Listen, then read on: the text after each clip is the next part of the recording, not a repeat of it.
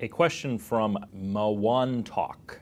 What are your thoughts regarding the arguments made by former FEC Commissioner Brad Smith, who's now a professor? And Smith argues that the Citizens United ruling had minimal effect on elections this year because only 10% of the overall campaign spending came from corporations. We don't know in either 2010, which is what this question is referring to, or 2012, how much of the campaign spending came from corporations. That's because what we know is if a corporation chooses to report their direct spending, they would file a form at the FEC and say, I took out an ad for or against a candidate. Virtually no corporations do that. They don't put their own name on it, certainly if they're for-profit corporations. The next thing they could do would be to give to a SuperPAC. And corporations have. The numbers I've seen are that SuperPAC's spending is about 20% corporate funding, which is not huge compared to the billionaires, but that's a lot of money.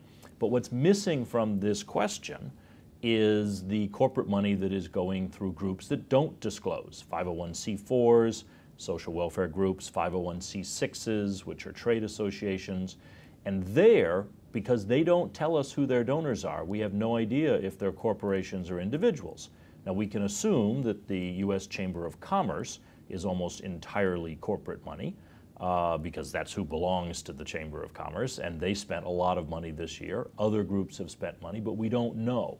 So the problem with saying corporations aren't spending money is, by the very nature of our current lack of disclosure, it is possible, even likely, that a corporation would be spending money without anyone knowing it. In fact, the Chamber of Commerce, when it was arguing against the Disclose Act in Congress, which would have required disclosure of the sources of political spending, the Chamber said, if you pass this act, then corporations won't give us money because they don't want their names disclosed, and we won't have the money we want to spend in elections. So that would suggest that there is a fair amount of corporate money out there that we know nothing about.